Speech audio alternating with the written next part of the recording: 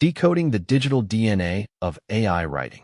What if I told you that AI-generated writing could carry something like an invisible fingerprint? Not a hidden word, not a secret Unicode character, and not one of those AI detectors that looks at your sentence and says, this feels suspicious. We're talking about statistical watermarking, a technique designed to leave a detectable signal inside AI-generated text itself. But here's where things get interesting. A watermark can tell us something about where text has passed through. It cannot necessarily tell us who actually wrote the idea, whether the information is true, or whether the final document is still the original AI output. So in this video, we're going beneath the hype and looking at what AI watermarking actually does, and where it begins to break. Traditional AI detectors are fundamentally flawed. First, we need to separate watermarking from traditional AI detection. Most AI detectors work after the text has already been created. They examine things like predictability, sentence structure, or what is commonly called perplexity, and then estimate whether something looks AI-generated. And that's where the problem begins. A human can write completely original content and still get flagged. Then the user panics, runs the text through an AI humanizer.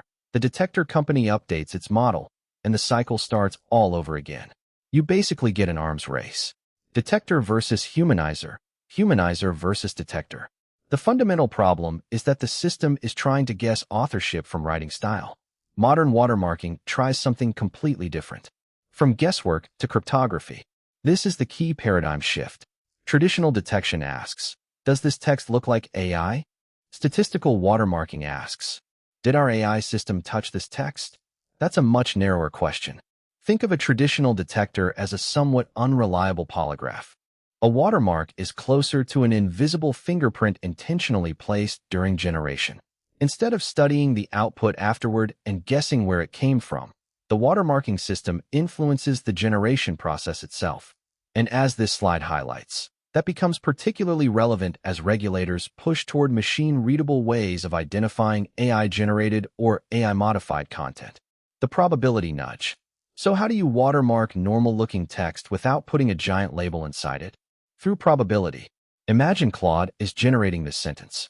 The sky is. Maybe the next likely words are blue, clear, or dark. Normally, the model chooses among those possible tokens according to probability. With statistical watermarking, the system uses a secret key to create a preferred group of tokens, sometimes described as a green list. It then slightly increases the probability of selecting those preferred tokens. Importantly, the sentence still needs to sound natural. The watermark isn't one magical word. It's the accumulation of tiny statistical choices across potentially hundreds of tokens. Think of a coin that's supposed to land heads 50% of the time, but somebody quietly biases it towards 60%. One flip proves nothing. Hundreds of flips start revealing a pattern. Slide 5. There is no hidden code. And this corrects one of the biggest misconceptions. The watermark isn't a bunch of invisible characters hiding between words. The words themselves are the signal. A detector with the corresponding key can examine how frequently certain preferred token patterns appear. If that frequency rises far enough above random chance, the statistical score crosses a threshold and the watermark can be detected. But there's an important limitation. You need enough text. The deck highlights a roughly 200 token length constraint in the system being discussed. A short paragraph may simply not provide enough statistical evidence. And that limitation becomes extremely important later. Touched by AI is not the same as written by AI. Now we reach probably the most important distinction in this entire video. Imagine 4 situations. First, a human writes everything. No AI. Second, a human writes something in Spanish and uses Claude to translate it. Third, a human writes the entire draft but uses Claude to improve grammar and restructure sentences. Fourth, Claude generates everything from one prompt. Those are fundamentally different levels of AI involvement. But a watermark may appear across multiple parts of that spectrum.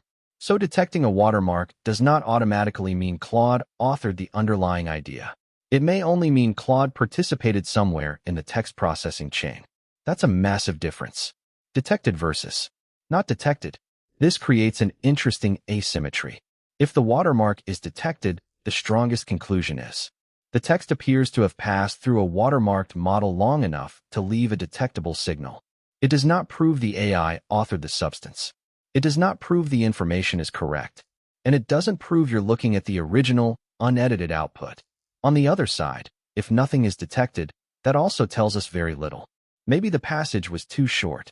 Maybe it was heavily edited. Maybe another model was used. So absence of a watermark does not equal proof of human authorship. Scrubbing and spoofing. And now we meet the adversarial problem. There are two major attack categories illustrated here. The first is scrubbing, removing the watermark. Heavy paraphrasing, translating the text into another language and back, or passing it through another model can disrupt the original token pattern. The second is even more troubling. Spoofing. Instead of removing a watermark, an adversary tries to create something that resembles the watermark signal. So theoretically, the problem isn't only, can someone hide AI involvement? It's also, can someone create misleading evidence of AI involvement? That matters enormously if watermark detection is ever used for disciplinary, legal, or reputational decisions. Slide 9. The signal is brittle. 515 to 545. This graph makes the weakness visual. As the text goes through repeated rounds of paraphrasing or editing, detection rates across the evaluated watermarking methods fall rapidly. After only a few rounds, the signal can become extremely weak. That's why the deck describes watermarking as brittle. The watermark may work well under controlled conditions, but real-world documents aren't always controlled. People edit. They summarize. They translate. They combine human and AI writing. Every transformation can affect the signal. Slide 10. Metadata has the same problem. 545 to 615.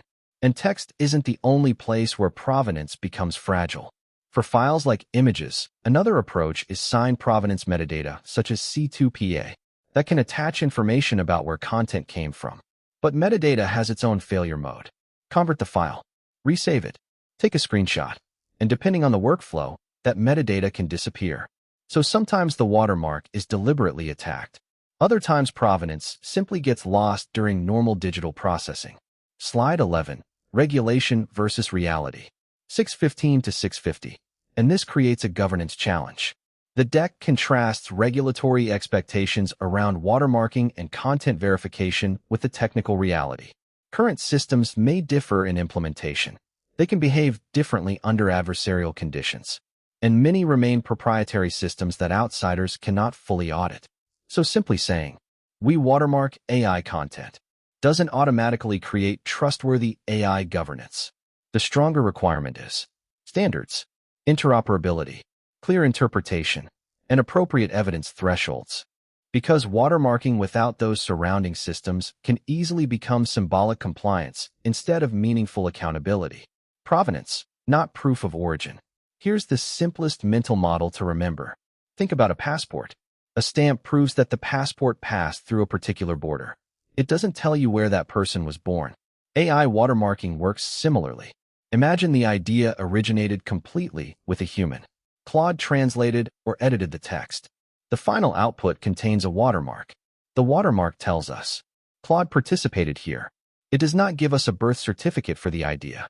So treating watermark detection as absolute proof of cheating, deception, or AI authorship goes beyond what the signal can actually establish. The future of internet trust. And that brings us to the bigger story. We're entering an era of what you could call cyborg writing. Human ideas, AI research, human editing, AI translation, human judgment, AI formatting. The boundary between completely human and completely AI content is becoming increasingly blurry. So maybe the future question shouldn't simply be, did AI write this? Maybe we should ask better questions. Is the information accurate? How was AI involved? Who is accountable for the final result? Can we verify its provenance?